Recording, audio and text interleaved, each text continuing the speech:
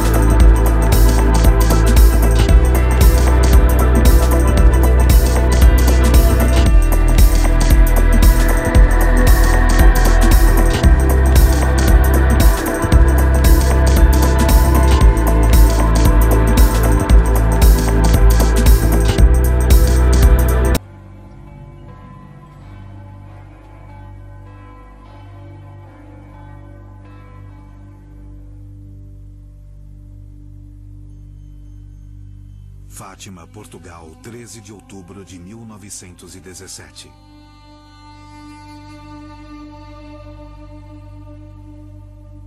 Nossa Senhora disse que faria um milagre que todos veriam. Veio uma chuva muito forte.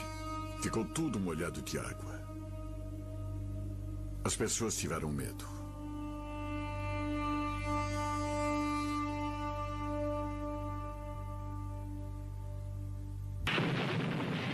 Em 1917, quando o mundo se envolveu na Primeira Guerra Mundial, a Santa Mãe apareceu exatamente aqui, para 3 crianças, Lúcia dos Santos e seus 2 primos, Francisco e Jacinta Marto. Lúcia tinha 10 anos, Francisco 9 e Jacinta 6. Em 1916, para começar, o anjo deveria surgir. E isso aconteceu 3 vezes. O anjo lhes pediu para rezar muito e disse que ele era o anjo da paz. A mensagem do anjo foi: Deus existe, Deus é bom. Deus está ofendido com os pecados da humanidade. E devemos adorar a Deus profundamente. Devemos fazer penitência pela conversão dos pecadores. 13 de maio de 1917. A primeira aparição de Nossa Senhora se deu em 13 de maio de 1917. Eles estavam no alto de um monte. E de repente viram um clarão. Acharam que fosse um raio. Descendo o monte, fica a Cova da Íria ou Gruta da Paz, onde eles viram uma linda senhora numa aura de luz.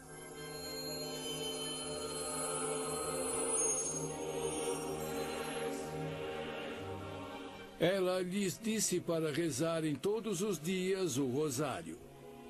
E então Nossa Senhora lhes disse: estão dispostos a oferecer a Deus todos os sacrifícios, todos os sofrimentos que ele lhes mandar como ato de reparação pela conversão dos pecadores? Sim, estamos. Ela começou a ascender serenamente em direção ao leste, até desaparecer na vastidão do espaço.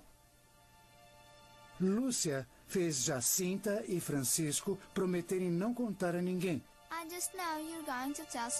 porque temia que ninguém acreditasse que seriam punidos por inventar coisas. Mamãe! Hoje lá no alto do monte eu vi a Nossa Senhora e ela prometeu que vamos para o céu. Quando chegou em casa, Jacinta contou à mãe que tinha visto Nossa Senhora. Lúcia ficou muito brava com Jacinta, que se ajoelhou e disse: "Por favor, perdoe-me, Lúcia. Não vou contar de novo." Não vou contar para mais ninguém. O fenômeno de Fátima provocou diferentes reações de políticos e mesmo de pessoas de dentro da igreja. Eles não acreditavam que aquilo acontecera e que era algo divino. Os políticos tinham medo. Pensavam que era algo que a igreja criara como uma reação à situação política da época.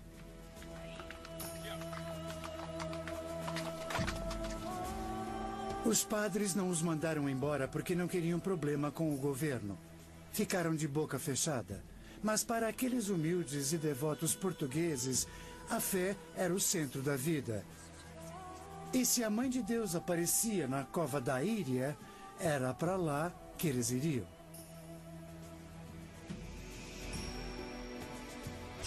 Não podem ir até lá. As crianças foram entrevistadas muitas vezes e pressionadas para que confessassem que aquilo que acontecia não era verdade, que estavam mentindo. Ela não podia falar porque havia coisas proibidas, que eram os segredos. Prenda-os! Lúcia não revelou todos os segredos de imediato porque seguia as instruções de Nossa Senhora. Elas foram presas mais tarde, em agosto, pelas autoridades de Ourém. Começaram a assustá-las, mostraram um tacho de azeite e disseram: "A Jacinta já foi frita e vocês também serão se não contarem." Não vimos Nossa Senhora, era o que sempre diziam. Já é tarde demais para ela. Agora é ele. Eles sofreram muito quando foram para a prisão. Eram crianças tão pequenas, tão novas. Ele finalmente as deixou voltar para casa, viu que não adiantava. O padre da paróquia disse: "Sabe, isso pode ser coisa do demônio." Diziam que estavam influenciadas pelo demônio. E ela respondeu para o pai e para a mãe: "Não, dizem que o demônio é tão feio e ela era uma senhora tão bonita." Ave Maria. Essas crianças eram humildes, eram pessoas simples e receberam aquela mensagem em seus corações. Ave Maria, cheia de graça. As pessoas esperam que as crianças sejam inocentes, telas em branco. As crianças visionárias têm a característica de serem devotas desde muito cedo. Simples, incapazes de manter uma farsa por um período longo diante de um interrogatório extenso.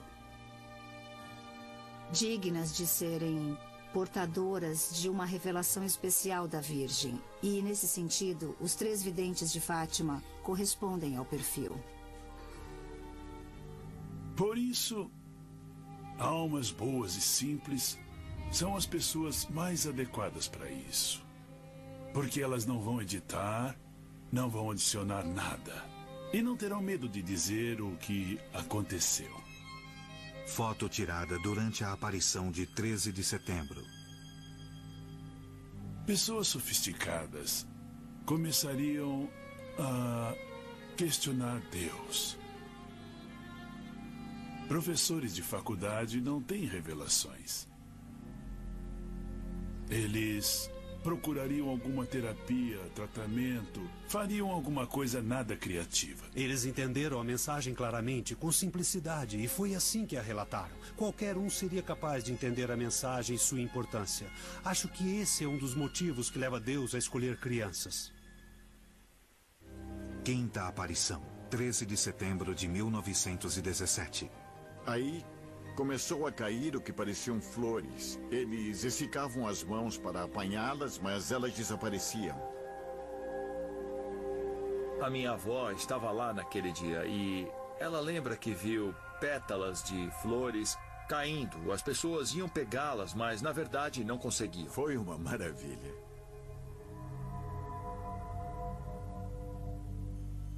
Sexta aparição, 13 de outubro de 1917.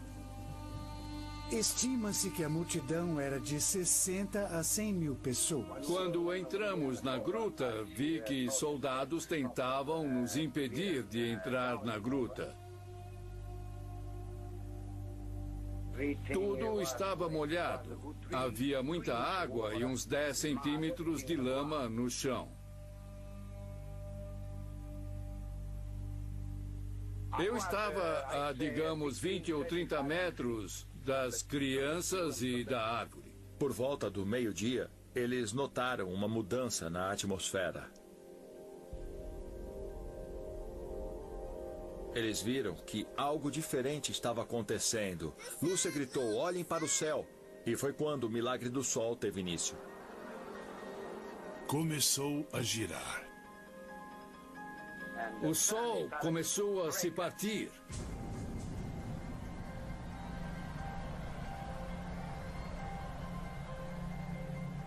Começou a rolar, a dançar de um lugar para outro e...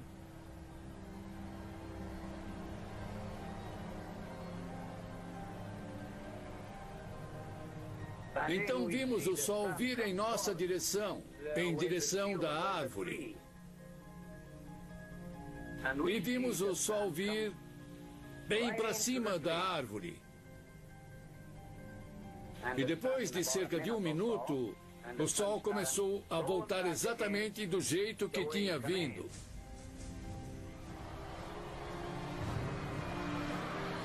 Graças ao Senhor, Todos nosso começaram Deus. a gritar, a chorar. Alguns começaram a se confessar. Minha mãe me abraçou, me apertou e começou a gritar que era o fim do mundo.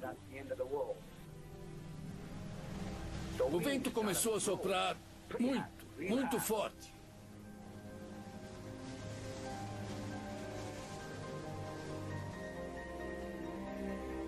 Mas o chão estava seco como este piso aqui. E nossas roupas também secaram completamente. Estavam limpas como se tivessem saído da lavanderia.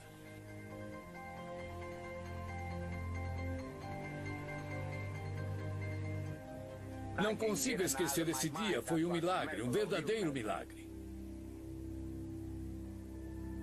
A igreja foi quem se mostrou mais crítica na hora de determinar: foi um milagre ou não?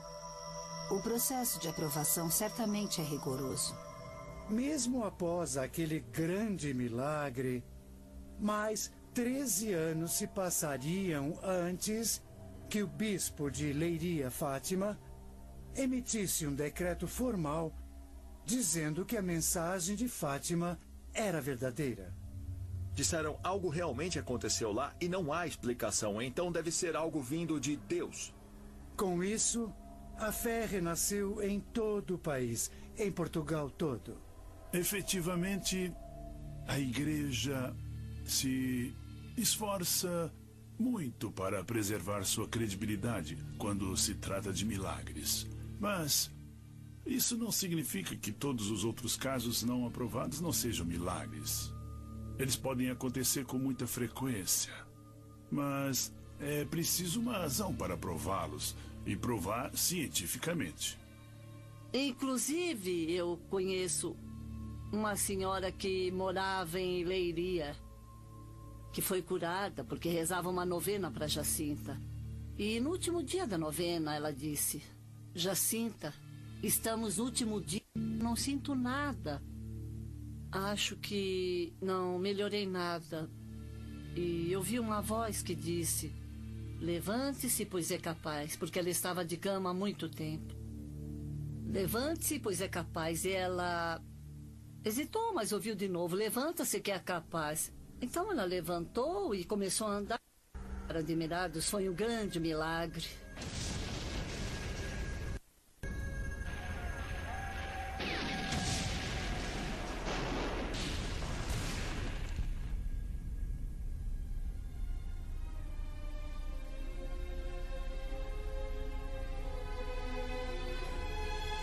As aparições em Fátima ocorreram no ano de 1917, em plena Primeira Guerra Mundial. Foi o ano em que aconteceu a Revolução Russa.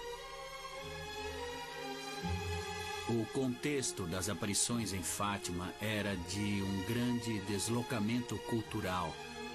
Uma guerra mundial acontecia. Doenças começavam a se espalhar, a existência era difícil, a vida era dura. E havia incertezas políticas, incertezas militares. A Guerra Mundial começou. Até agora, mais de 1 milhão de homens morreram. Somente na Batalha de Verdun, o número de mortos ou feridos chegou a 900 mil. Mas as perdas foram divididas. E quem vem para esse mundo? Maria, a Mãe de Deus.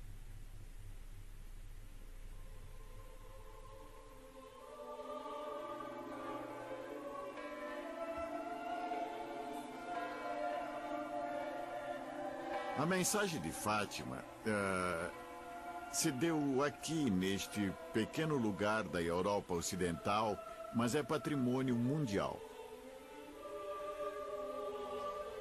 A mensagem de Fátima se resume em 2 palavras: prece e penitência.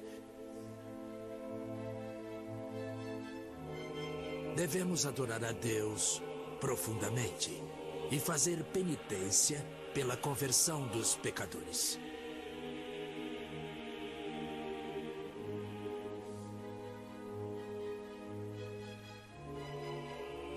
Em Fátima, Nossa Senhora nos pediu para rezar, especialmente o rosário. E rezar pela conversão dos pecadores, porque Deus estava ofendido. É pela oração que consolamos a Deus.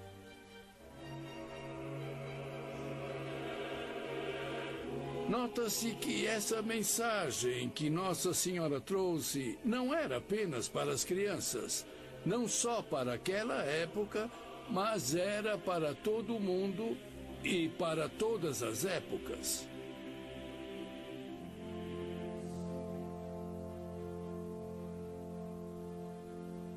A Santa Mãe estava chamando todos a rezar, e a oração que ela queria acima de todas era o rosário. O rosário é algo fascinante. Do ponto de vista histórico, mas também antropológico. A maioria das religiões do mundo tem rosários. Esses colares de contas são comuns aos budistas, aos hindus, aos muçulmanos. E o rosário, segundo o Monsenhor Romano Guardini, o teólogo bíblico, é um jardim de rosas, um roseiral. Assim, no meio de uma vida confusa e agitada, você pode pegar esse colar de contas e se refugiar da confusão ao seu redor num pequeno jardim e rezar em honra da Santa Mãe. O rosário é um ato repetitivo. Basicamente, o rosário faz o mesmo que o mantra da meditação. Repetem-se as mesmas palavras mentalmente. Quando as pessoas se envolvem numa prática como a meditação ou a oração, quando se concentram em algo, elas ativam uma parte do cérebro chamada lobo frontal localizada atrás da testa. E essa parte do cérebro é ativada sempre que voltamos a atenção a algo. Quando você se concentra em algo, você faz 2 coisas. Uma é que você se concentra na coisa em si, mas também exclui todas as outras informações que entram em seu cérebro, ajudando a aprofundar a concentração. Outra parte do cérebro, chamada lobo parietal, localizado na parte posterior do cérebro, recebe nossas informações sensoriais e nos fornece uma noção de nós mesmos, uma representação tridimensional de quem somos, como existimos no mundo, como nos relacionamos com os outros e assim por diante. Então a hipótese é de que, se a pessoa está engajada numa prática como a meditação ou a oração e perde sua noção de individualidade, podemos esperar ver uma diminuição da atividade nessa parte do cérebro. E é exatamente o que vemos nas tomografias cerebrais de freiras franciscanas e budistas. Temos duas aparições muito famosas, a de Salete e a de Fátima, que envolvem segredos. Em ambos os casos, as crianças visionárias afirmaram que Maria lhes dissera algo que não podiam revelar. E as pessoas as perseguiram tentando descobrir o que Maria disse que era tão secreto. Padre, faça essa criança revelar seu segredo. Vamos, Lúcia. Conte para nós. Pode ir para o inferno se disser mentiras. Se o senhor diz que quem mente vai para o inferno, então estou salva, porque estou dizendo a verdade. Foi isso que eu vi e que Nossa Senhora me disse. Nossa Senhora disse para não revelarmos os segredos a ninguém. Mas se quiser, posso ir até ela e lhe pedir permissão para revelá-los. Francisco e Jacinta sabiam que não viveriam muito porque Nossa Senhora lhes disse quando perguntaram: "A senhora vai nos levar para o céu?" E ela disse: "Sim, eu virei para levá-los para o céu." Francisco e Jacinta irão antes, mas Lúcia ficará mais, porque precisa ficar aqui e promover a devoção ao Imaculado Coração de Maria por todo o mundo.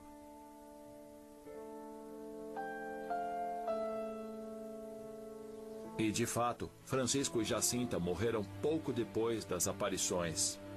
Morreram de doenças, pneumonia e bronquite, e sofreram durante 2, 3 anos antes de morrerem.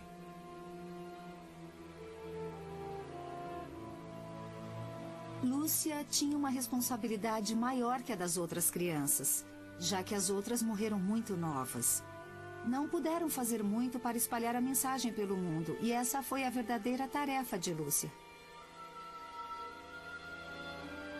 Então o bispo pediu que Lúcia escrevesse todas as suas memórias. E ela escreveu suas primeiras memórias em 1935. Eram experiências muito íntimas que eram difíceis para ela compartilhar. Os bispos mostraram as memórias ao cônego Galamba. Depois disso... E ele disse: Lúcia não contou tudo. Ordene-lhe que conte tudo. E ela escreveu suas segundas memórias em novembro de 1937. O bispo me escreveu explicando que o Dr. Galamba examinou meus escritos e ordenou que eu registrasse tudo o que pudesse lembrar sobre Jacinta para uma nova edição que querem publicar. Essa ordem invadiu o centro da minha alma como um raio de luz, dizendo-me que chegara o momento de revelar as 2 primeiras partes do segredo. Carta de Lúcia ao Padre Gonzales, agosto de 1941. Então, a própria Lúcia disse diante do bispo e do Dr. Galamba: agora eu escreverei tudo, tudo mesmo.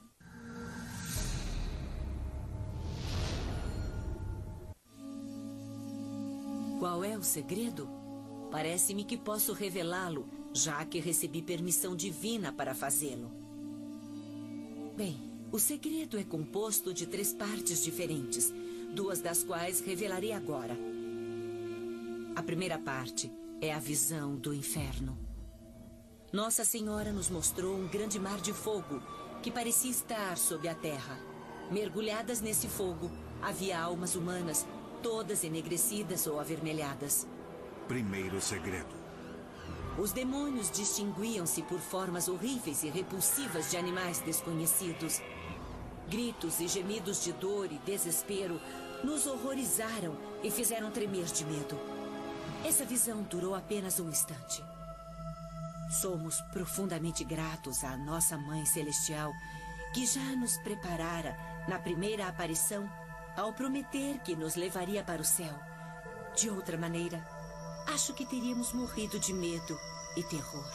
A Santa Mãe disse que Deus queria que seu Imaculado Coração fosse venerado no mundo, para salvar as almas que se perderam no inferno. Pouco depois, erguemos nossos olhos para Nossa Senhora, que disse com bondade e tristeza: vocês viram o inferno. Para onde vão as almas dos pobres pecadores? Para salvá-las, Deus deseja estabelecer no mundo a devoção a meu imaculado coração. Se fizerem o que eu digo, muitas almas serão salvas e terão paz. A guerra vai acabar, mas se não pararem de ofender a Deus, uma outra, ainda pior, começará no reinado de Pio XI. Ela falava da Guerra Mundial. Quando virem uma noite iluminada por uma luz desconhecida, saibam que é o grande sinal dado por Deus de que vai castigar o mundo por meio da guerra, da fome e de perseguições à Igreja e o Santo Padre.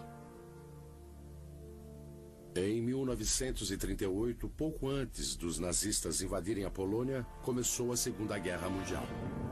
Eu lembro que quando era criança, em 1938, eu vi o brilho da aurora boreal que chegou até Nova Jersey. Em grande parte do mundo, a luz foi espetacular. Era o sinal de que começaria a Segunda Guerra Mundial. Esse alerta significa que se não fizermos penitência e não rezarmos, a guerra chegará para causar enormes desastres.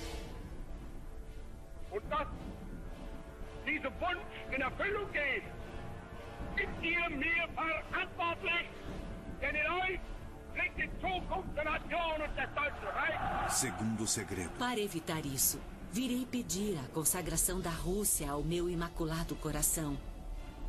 Se atenderem meus pedidos, a Rússia se converterá e terá paz. Senão, espalharão seus erros pelo mundo, provocando guerras e perseguições à Igreja. Os bons serão torturados e o Santo Padre sofrerá muito, e várias nações serão aniquiladas. Ela chegou até dizer que se a decadência espiritual continuasse e acelerasse, a guerra resultaria na aniquilação de nações. E isso em 1917, antes que se imaginasse a possibilidade de nações serem aniquiladas por meio da bomba nuclear, da guerra biológica, tipos de destruição que passaram a existir.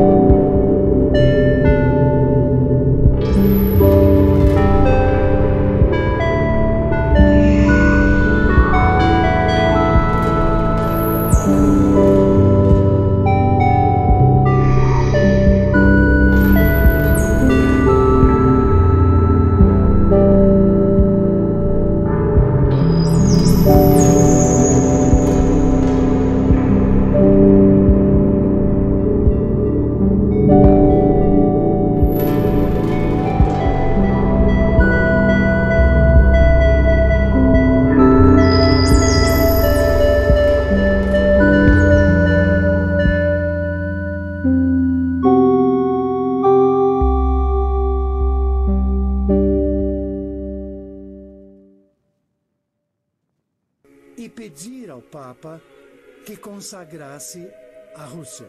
A consagração da Rússia, na verdade, significava pedir a Nossa Senhora que velasse pela Rússia, intercedesse especialmente pelo destino dessa nação. Ela disse: o mal vai se espalhar se as pessoas não rezarem e não fizerem penitência.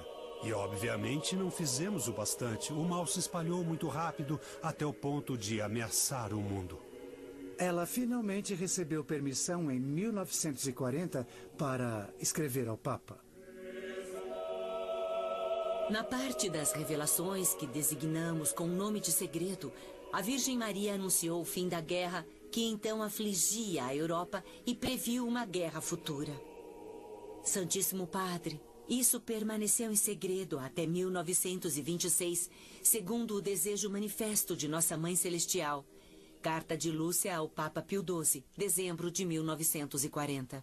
Então, em 1942, o Papa Pio XII, pela primeira vez, consagrou o mundo ao Imaculado Coração de Maria, de modo muito obscuro e implícito, referindo-se à Rússia.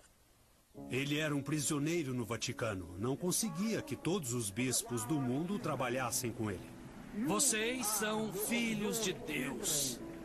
E temos rezado por vocês. Então, em 1952, o mesmo Papa consagrou o povo russo ao Imaculado Coração de Maria.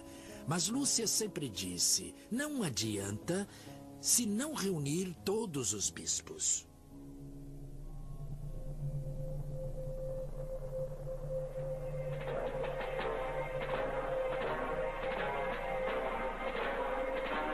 Mas em 1962, a coexistência pacífica foi interrompida, quando um avião de reconhecimento descobriu mísseis nucleares fornecidos pelos russos em Cuba.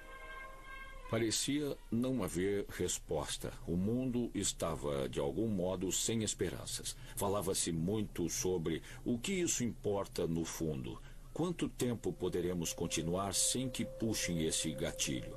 Os Estados Unidos e a Rússia discordavam a um ponto em que ninguém sabia o que fazer. Não tinham nenhuma solução. Ninguém sequer entendia a causa da guerra. A única solução para aquela guerra era insana. Era a chamada destruição mútua. O conceito era que os Estados Unidos criariam o máximo de armas possível, a Rússia criaria o máximo de armas possível, e no final os dois lados criaram armas bastantes para aniquilar todas as nações do mundo, todas as pessoas do mundo. Muitas mensagens sobre a Rússia, a conversão da Rússia, só surgiram em suas memórias, dos anos 30 e 40. A Segunda Guerra Mundial se desenrolava e estávamos preocupados com a Rússia. Ela implantou esses fatos nas mensagens? Duvido que tenha feito isso de modo enganoso ou até mesmo consciente. Quando o bispo leu as terceiras memórias, ficou estupefato com tudo aquilo que eles ainda não sabiam e disse para lhe escrever mais uma. Sua Excelência, essa é a página mais difícil de todas que me ordenou escrever. Eu disse, meu segredo pertence a Deus. Coloquei-o em suas mãos para fazer com ele o que quiser. Então cumpro minha tarefa de obedecer suas novas ordens e os desejos do reverendo Galamba, exceto pelo segredo que não posso revelar agora. Contarei todo o resto. Então houve uma outra visão, chamada terceira parte do segredo, que Lúcia não escreveu em 1941 como as duas primeiras partes, mas só em 1944, com ordens do bispo. Os escritos da irmã Lúcia, incluindo o segredo no envelope separado, foram mandados ao bispo de Leiria em 1957. Os escritos foram enviados ao... A carta de Lúcia ficou durante muito tempo, essa carta tão famosa, no arquivo mais profundo do Vaticano. O Papa João XXIII abriu o envelope, leu o conteúdo e o manteve em segredo. Cada Papa subsequente recebeu a carta contendo o segredo, que será publicado somente quando o Papa assim o desejar.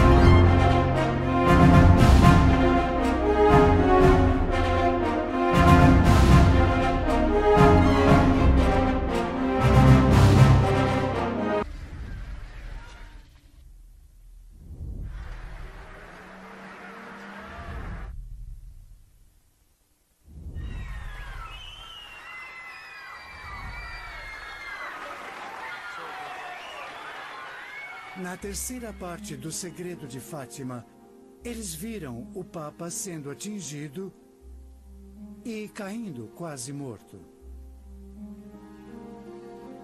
Vimos um anjo com uma espada flamejante na mão esquerda. Apontando para o chão com a mão direita, o anjo gritou em voz alta: penitência, penitência, penitência. O Santo Padre passou por uma grande cidade semi-arruinada. Rezou pelas almas dos corpos que encontrou no caminho.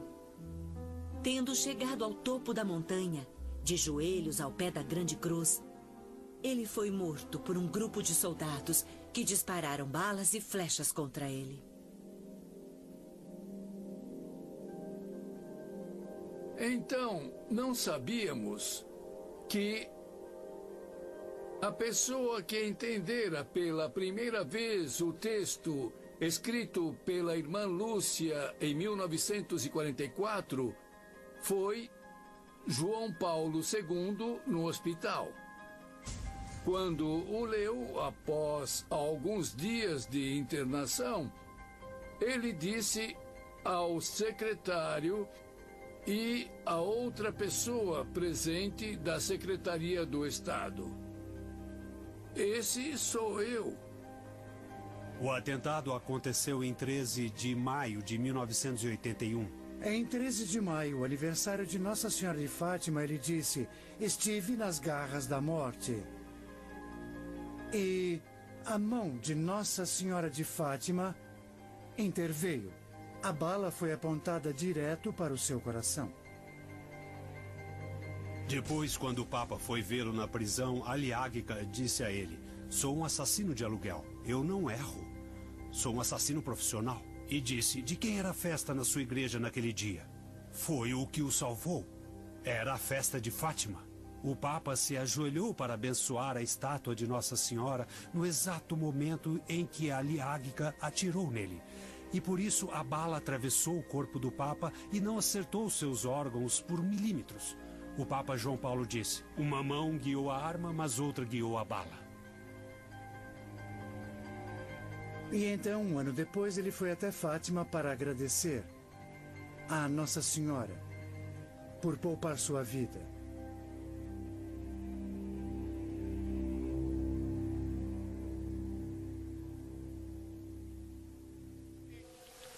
Após o atentado na Praça São Pedro há um ano, assim que voltei à consciência, meu pensamento se voltou a este santuário para agradecer ao Imaculado Coração de Maria que me salvou do perigo. Por que o Vaticano guardou esse segredo por tantos anos e só o revelou em 13 de maio do ano 2000, no momento em que o Papa estava no Panamá, beatificando Jacinta e Francisco? Imagine se tivesse sido divulgado anos antes. Há muitas pessoas doentes no mundo, fanáticos, e o Papa foi baleado e quase morto. Quantos malucos não teriam tentado cumprir a profecia? Em 1982, ele veio pela primeira vez. Fez a consagração. Lúcia estava lá. Mas ela disse ao Papa: não está feito, Santo Padre, precisa convidar todos os bispos do mundo. No dia... Países do Bloco Oriental começaram a se libertar dos grilhões do comunismo. Tudo isso começou a acontecer na União Soviética, sem um tiro ser disparado, pacificamente. Como é possível que um governo totalitário literalmente abdique do seu poder? Mas um homem chamado Gorbachev literalmente abriu mão de seu poder. Ele literalmente abdicou de seu poder totalitário em favor de algo, e nem ele sabia exatamente o que aconteceria. Alguns meses antes que aquilo acontecesse, a irmã Lúcia me fez saber que o dia estava próximo, que Deus aceitara a consagração do colegiado.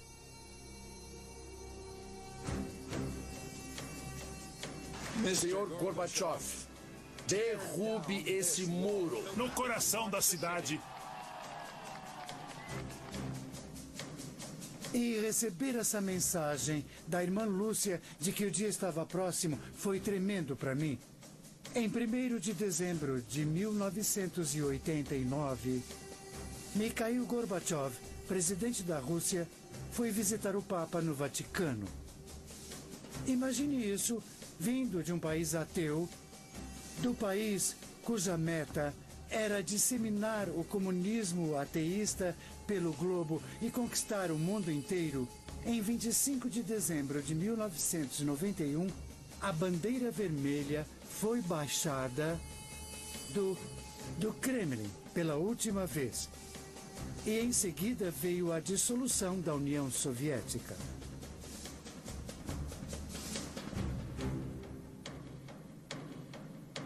Quando pensamos nesse imenso projeto sistemático, nessa vontade persistente de destruir todas as religiões e também os sinais das igrejas, especialmente no coração dos homens, acho que a queda do comunismo e o modo com que aconteceu foi um milagre. Nós não precisamos mais de Deus. Essa é a atitude de tantos hoje em dia. Essa mentalidade começou a surgir no começo do século XX. Depois do 11 de setembro, soube que as igrejas estavam cheias de pessoas rezando. Alguns meses depois, já começaram a se esquecer. Por isso, a conversão precisa ser profunda. Não apenas uma reação emocional temporária, mas algo que nos mude permanentemente. Foi esse o tipo de conversão pedido em Fátima.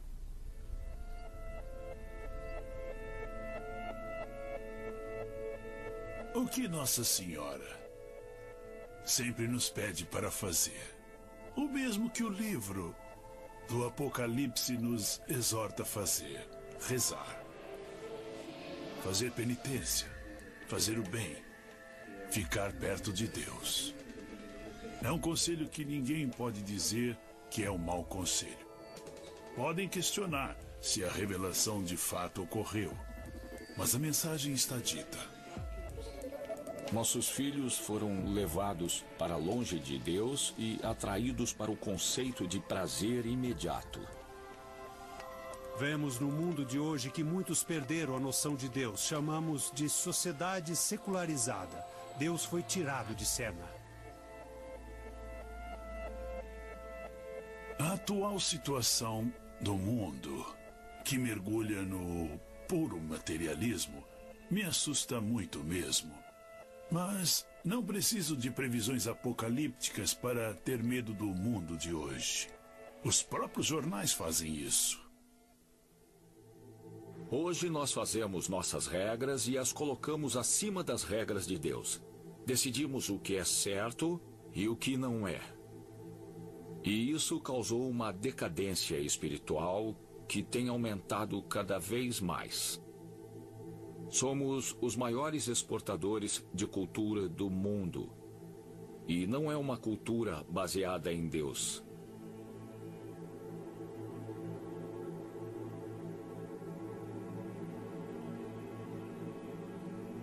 Grupos radicais hoje em dia usam a retórica de que os Estados Unidos são satânicos, que é uma cultura totalmente dominada por Satã, e que essa cultura está prestes a permear o mundo todo e destruir a cultura deles, e que por isso eles teriam razão em erradicar esse mal.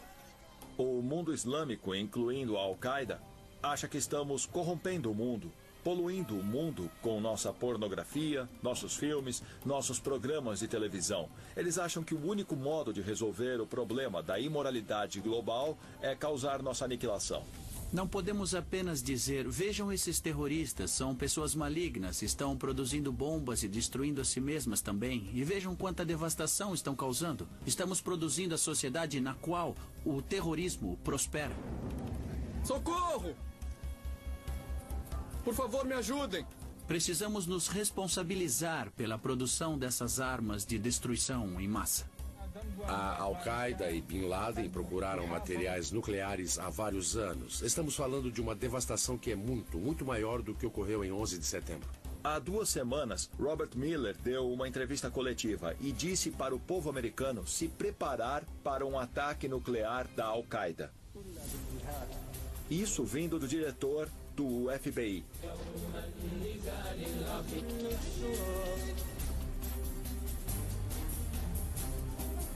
Não só isso, como o ataque vai ocorrer muito em breve. Essa situação é pior do que a situação que tivemos na Guerra Fria, porque na Guerra Fria eram 2 nações relativamente inteligentes que tinham a capacidade para se destruírem, mas não tinham a intenção. Agora, são pessoas que têm a intenção de destruir outras nações. Estão só esperando a capacidade. Muitos hoje acham que estamos vivendo o final dos tempos, o começo do apocalipse. O fim da história humana como a conhecemos.